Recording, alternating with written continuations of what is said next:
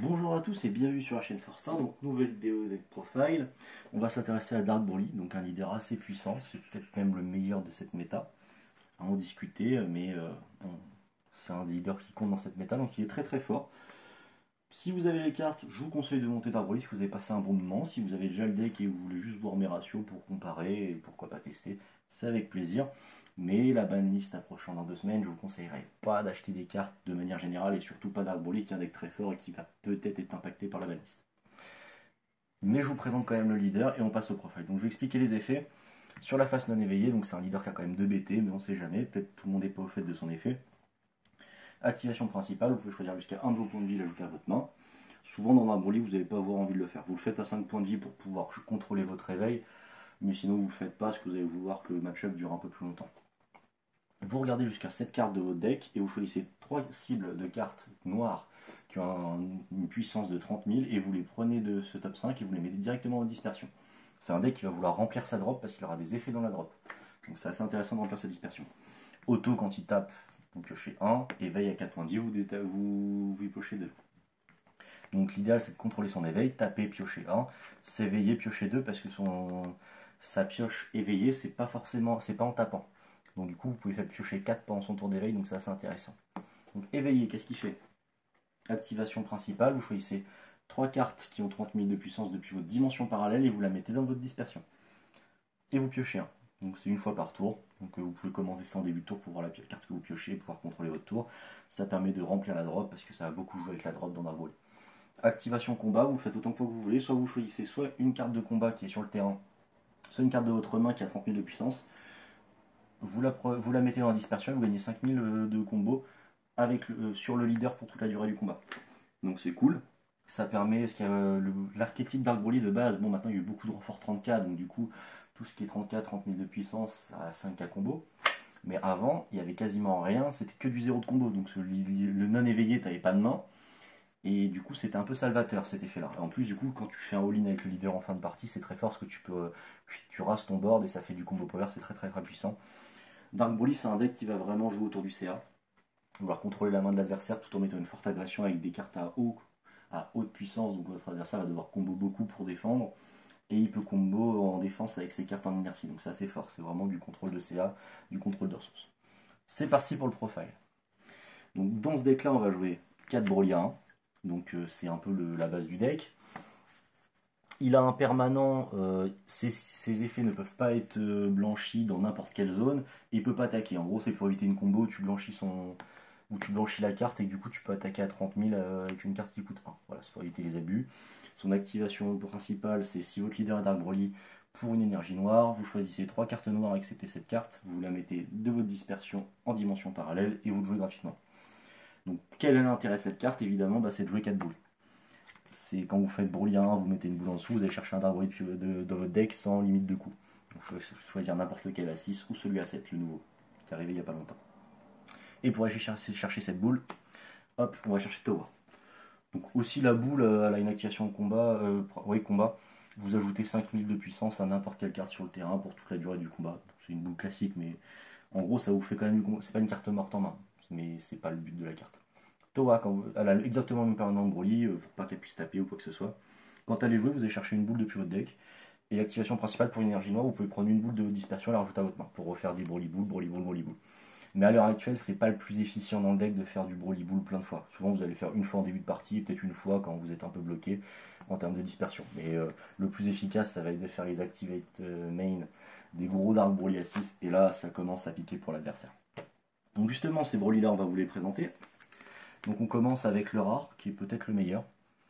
Donc il est unique. Son auto, c'est que quand il arrive, vous choisissez une carte de combat dans la dispersion adverse, vous la mettez en dimension parallèle, et votre adversaire choisit une carte de sa main, il la met en dimension parallèle. Donc ça fait de la discard, de la contrôle de dispersion. Et quand son auto, quand il est joué, vous ne pouvez pas le jouer jusqu'à la fin du tour. Voilà, donc vous en jouez qu'un par tour, c'est pour éviter des abus, même s'il est déjà abusé. Et activation principale, comme je vous en parlais, vous choisissez 6 autres cartes que celle-ci. Quand il est en dispersion, vous les mettez en warp et vous pouvez le jouer depuis la drop. Donc c'est une carte qui est très très forte. On peut la monter à 4. Moi j'ai essayé de faire de la place parce que je voulais rentrer l'Engine Gogeta, mais on peut la monter à 4, c'est une excellente carte. C'est vraiment, elle est trop forte.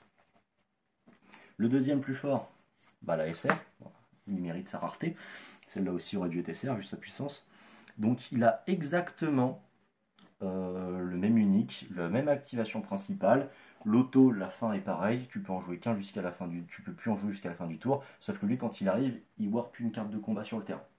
Ouais, il n'y aura pas barrière, faut pas abuser, mais c'est quand même un gros body de 30k et ça clean le board. Et le troisième qui est sorti en BT11, le bloqueur. Donc il a exactement le même unique, exactement le même activate main, exactement le même auto, sauf que lui il a juste bloqueur. Voilà. Donc ça fait un gros bloqueur, vous bloquez une attaque, votre adversaire va pas vouloir combo pour le défoncer, et du coup après ça vous fait 5k combo quand vous êtes éveillé si vous le mettez en dispersion avec l'activation combat du leader, donc c'est très fort. Le nouveau venu, la Enco x1.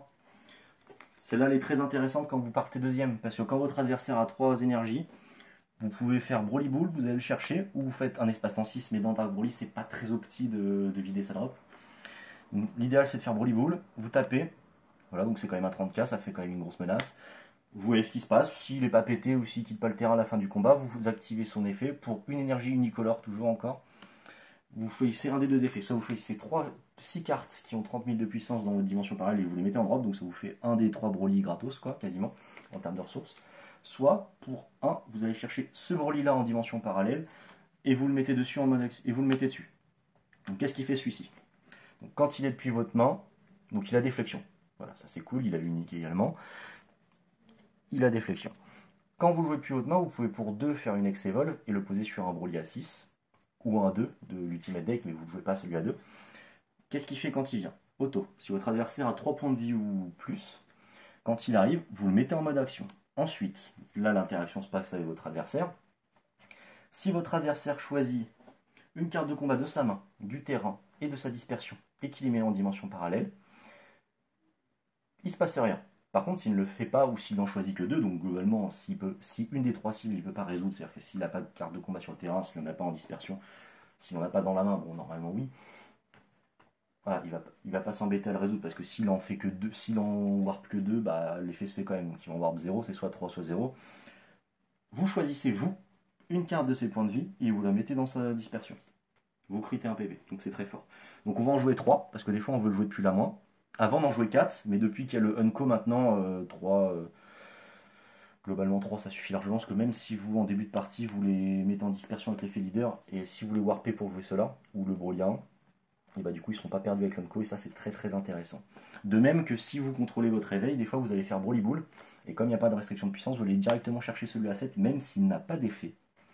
Vous allez directement chercher celui à 7 pour jouer la magnifique carte qui peut-être va prendre la banlist, le SS4 Cri du Cœur, parce que vous allez péter une carte rouge de 25 000 de puissance ou plus. Donc quand vous allez déclarer votre réveil, vous allez poser cette carte-là, vous allez mettre cette carte-là en dispersion, vous allez piocher 2 de votre réveil, et là, soit votre adversaire fait un contre de mise en jeu, soit il ne se passe rien. Et du coup, s'il n'est pas blanchi, vous allez avoir une interaction de votre adversaire, ce que vous allez lui dire offering, c'est soit votre adversaire crit un PV, soit vous piochez 2. Donc c'est très fort, vous en plus vous gagnez une carte qui a 30 000 de puissance triple strike. Donc c'est... alors, c'est trop habitué à une tape, triple frappe en français. Oula, j'en perds mon latin. Donc c'est quand même une carte qui est très très forte, elle vient gratuitement, c'est une des cartes qui peut poser problème dans Dark Broly, donc elle résout pas les problèmes de Dark Broly de ne pas passer sous Veillant Trace, parce que celle-là elle n'aide pas, mais par contre quand des decks qui n'ont pas de réponse ou peu de réponse, cette carte-là a mis une pression de fou. Donc on va la jouer x2, parce que comme j'ai dit, des fois bah, on va pas réussir à avoir le setup pour s'éveiller ou pour contrôler son éveil, donc du coup cette carte-là on va pas l'utiliser, ça va être une brique. Donc pour gérer cette brique, on joue, bah, en plus c'est la meilleure unition noire, donc on joue 4 unisons végétales, 4 super combos végétales je veux dire. Pourquoi celle-là? Parce qu'on va très vite passer à 4 points de vie, on peut gérer nos points de vie avec le leader, et quand on a 4 points de vie et que toutes nos énergies sont noires, donc à part si on charge un Champa, c'est bon, ou le SS4 Cri du Cœur, mais bon, faut pas déconner, on met une carte sous le deck et on en pioche 2, quand on a 4 points de vie. Et Gendika combo. Donc c'est très fort, parce que du coup, si ça, on n'a pas pu le faire, bah, on peut les mettre en dessous. Si on en a fait un et qu'on pioche l'autre, bah, on peut le mettre en dessous, donc c'est très très intéressant. Ensuite, le package Gogeta, la nouveauté qui arrive, parce que bon, on a beaucoup de 30k qui sont arrivés, donc lui il était déjà là, le Goku à 30k, donc lui c'est un espace-temps 6. Globalement, tu vas vouloir le défausser sur l'effet du leader en non éveillé. Tu vas voir le top, tu vas le mettre en drop et ce sera bon, intéressant pour la suite. Après, ça peut toujours être un espace-temps salvateur au moment d'une partie. On va jouer 3 Vegeta, donc on va en jouer 2 qui coûte 0 si jamais on veut faire un espace-temps, et un qui coûte 1 si jamais on veut clean le board. Donc lui, il a 1, il a critique, et quand vous tapez avec, vous allez pouvoir warp les cartes de combat adverses jusqu'à un coût total de 4. C'est cool, c'est sympa des fois quand il y a une carte gênante. Et lui, quand vous avez joué espace-temps 6, votre adversaire va choisir une carte de sa main, il va la mettre en warp. Donc des fois Dark Broly, quand vous contrôlez la main, votre adversaire ne peut pas vous stall, c'est très intéressant d'avoir encore en plus de la discard. Mais globalement, ces 6 cartes-là, c'est des cibles que vous allez vouloir absolument warper au moins un de chaque. Pour l'engine Gogeta qui arrive. Donc on va jouer 3 Gogeta promo qui viennent d'arriver.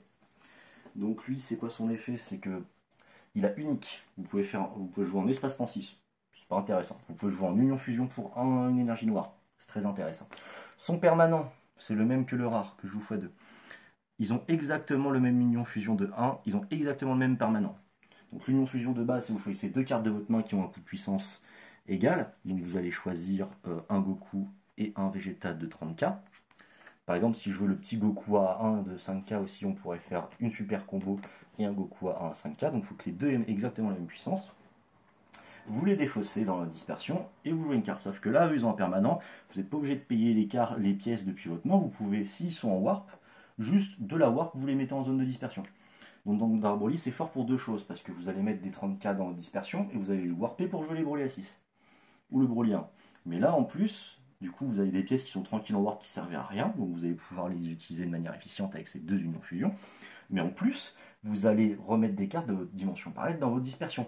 Donc vous allez pouvoir abuser encore plus de Broly à 6. C'est pour ça que le renfort des Gogeta pose problème dans Dark Broly, parce que ça lui permet un T2, un T3 et un T4 absolument dingue. Le fait qu'il re-remplisse sa drop, Dark Broly, ça fait du n'importe quoi. Ça fait des chocs à pic.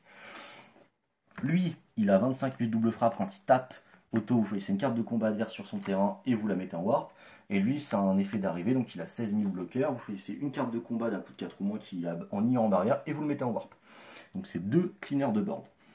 Lui, il met une grosse pression. Et lui, il passe sous Vaillant Trace. Et pour 1, il pète une carte de combat qui ignore barrière. Donc ça fait mal à KP, ça fait mal à Mecha Freezer. Donc c'est très très fort. Et ça aide Dark Broly à passer sous Vaillant Trace. Donc c'est très intéressant. Par contre, ça n'allait pas passer sous Unison of Fury. Et c'est peut-être un problème.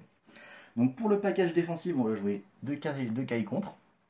Donc si vous, votre adversaire a 3 cartes en warp, cette carte ne coûte que 1. Donc pour 1, vous la jouez, vous annulez l'attaque et vous jouez cette carte. Son auto, c'est que vous choisissez une carte de combat adverse et vous la mettez en warp jusqu'à la fin du tour. Et quand elle revient, elle a ses effets annulés. Donc ça évite un abus, ou par exemple quand il y a des cartes, quand c'est écrit jouer cette carte, vous piochez un, bah du coup, votre adversaire il n'aura pas une carte qui warp et quand elle revient, il repioche un. Non, quand elle revient juste normal, en mode action. On va jouer une pétrification. Donc la plupart jouent 3 cailles. Moi j'aime bien jouer une pétrification parce que j'ai pas envie des fois de mourir sur Freezer à 5. Et des fois une pétrification sont contre de vous annuler la tag et vous défaussez un et vous choisissez une carte de combat sur le terrain adverse.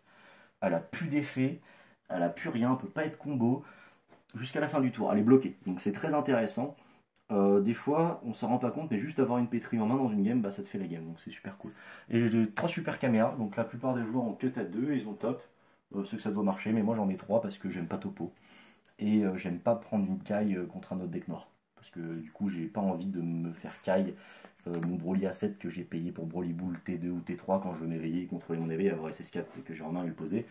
C'est au pire, ou je suis en finisher en barre de réplique, j'ai pas envie de me prendre une caille. Donc je la super caméra et je suis très content. L'adversaire, souvent, il va être full tap et ça fait plaisir. Pour la tech card, on va partir sur une petite unisson. Quand je joue, avant, je ne jouais pas SS4. Là, vu l'agression qu'a gagné le deck, et je trouve que de moins en moins, Vaillant Trace est de moins en moins joué, parce que King Vegeta est un deck qui en début de partie va avoir très peu de mains, donc si tu fais Vaillant Trace, tu vas vite pouvoir le warp. KP semble avoir pris un petit peu de plomb dans l'aile. Là, en BO3, au pire KP, tu rentres deux Gogeta rares et tu mets tarif. Hein. Il va faire des Vaillant Trace, tu vas taper à 16 000 et tu vas péter ses drums, il n'est pas bien. C'est en munition, tout ce qui est plus classique, tu le payes 1 et tu fais son plus 1, tu défausses 1 et tu pioches 1. Donc c'est cool, tu remplis ta drop dans Dark Broly, ça fait toujours plaisir et tu pioches 1. Donc c'est cool. En tech card, j'ai joué une fois lui, donc c'est une carte qui permet de passer sous un trace. Elle est ultra situationnelle, mais du coup j'aime bien la jouer fois parce que ça se trouve, une fois ça va te sauver ta game. Donc si vous avez 15 cartes en warp, vous pouvez le jouer pour 4. Et fait une fois par. Il a double frappe, 30 000, hein, il rentre dans le truc, au pire s'il sert à rien, vous le défaussez avec le leader. Quand votre adversaire active un compte, vous pouvez prendre un point de vie, vous annulez le contre. Donc c'est cool. Si vous avez, je sais plus, c'est 1 ou 2 points de vie. Voilà, si votre total de points de vie passe à 1, et ben une fois par tour vous pouvez le redresser. Donc quand vous avez all-in, si vous avez 2 points de vie au moment où vous avez contre Valent Trail, ou si vous avez 3 points de vie à ce moment-là, et que par exemple vous prenez un point de vie sur une super Kamea, plus son effet à 8 counter, bah, du coup vous pouvez avoir un 30 000 double frappe réplique, c'est intéressant. Globalement, contre le rouge, vous êtes content quand vous le mettez, et que bah, vous pouvez prendre pour un point de vie, vous pouvez annuler Valent Trail, ça lui fait beaucoup de mal. On va jouer 2 Brainwash No More, parce que bah, c'est un espace-temps, donc c'est toujours un espace-temps. Pour finir des games, des fois si vous avez Cure-Dent, c'est toujours cool, il remet 3 cartes en drop, donc du coup vous perdez votre drop, mais pas tant que ça, dans Dark Broly c'est très important. Et surtout son effet en main, pour une énergie noire, vous allez crit un PV, vous allez défausser cette carte et vous prenez pas de dégâts jusqu'à la fin du tour. Si votre adversaire vous finit avec une double frappe, il peut pas. De toute façon, Dark Broly, à partir du moment où tu as une énergie open, que tu aies cette carte ou pas en main, votre adversaire va jouer au tour parce que cette carte est trop forte et elle permet de voler des games. On va jouer 2 Demigra, parce qu'il y a toujours des decks qui meurent sur Demigra. Si un deck qui meurt sur Demigra parce qu'il n'est pas armé pour le remove, vous allez le jouer. Sinon, comme à peu près 90% des decks méta maintenant, vous n'allez pas le jouer et du coup c'est une pièce. Mais pour le peu de slots qui prennent les deux, ça vaut le coup de le jouer quand même parce qu'on sait jamais. Et enfin, les dernières cartes, les finishers. Donc je joue à 55 cartes, je joue 29-30k et 26 cartes qui ne sont pas à 30k. C'est à peu près pour les ratios qui sont les mieux, je pense, pour le leader et toucher la meule. Donc une double frappe parce que c'est le meilleur finisher du jeu. Je joue 2 Bardock réplique parce que c'est fort. Ça n'aide pas à passer sous Valent Trail, donc du coup vous allez decide directement si jamais vous jouez contre du rouge. Mais contre tous les autres decks, ça c'est le plus dans Dark Broly qui met déjà une grosse agression, qui devient débile et qui vous fait gagner des. Enfin, en gros, si vous jouez contre un miroir, si vous jouez contre des decks, si vous jouez contre des decks qui n'ont pas de réponse aux grosses battles, bah, ça c'est la pression de trop, quoi. Il peut pas tenir. Et une KSR, parce que j'aime bien KSR. Vous pouvez jouer héroïne dedans. Héroïne, ça marche très très bien dans Dark Broly. Vous pouvez piquer des battles qui passent sous l'entrée, vous pouvez bien défendre avec. Moi j'aime bien jouer la Kai parce que j'aime pas le bleu. Et voilà, j'aime bien tuer le bleu à chaque fois. Mais en tout cas, j'espère que vous allez laisser des petits commentaires pour vous dire si vous aimez mes ratios ou si vous les aimez pas. Hein, si vous trouvez que j'ai fait des choses ignobles dans les ratios, n'hésitez pas à le dire. Mais en tout cas, j'espère que je vous ai motivé à jouer Dark Broly. Comme je vous ai dit, n'achetez pas du stuff Dark Broly. Honnêtement, j'irais même jusqu'à dire, de manière générale, lâchez Card Market pendant un petit temps. Vraiment, lâchez Card Market parce que là, ça va pas rigoler du tout à la banlist. Ils ont prévu une banlist très large. Donc on va voir si ça touche beaucoup de choses. Je pense qu'il y aura pas mal d'errata, peut-être pas forcément beaucoup de bans, mais il y aura pas mal d'errata. Enfin, si, il y aura du ban parce que de toute façon, tous les nouveaux cycles de BT, c'était pareil à la BT10. La banlist, elle était assez large. On s'y attendait pas parce qu'ils n'avaient pas prévenu, mais la banlist était assez large. Donc il faut faire attention, n'achetez pas globalement de manière générale le jeu, à part si là il vous manque que des communes ou des rares, hein, faites-vous plaisir en vrai. La banlist qui arrive dans 2 semaines, elle sera effective que dans un mois, hein, donc il y a quand même de quoi jouer au jeu. Là, faut pas non plus vivre dans la peur. Mais quand même garder dans un coin de votre tête le fait que bah oui, il y a quand même une banlist et elle sera pas à piquer des hannetons à mon avis. Bon en tout cas je vous remercie d'avoir suivi la vidéo et je vous dis à bientôt sur la chaîne Forstar.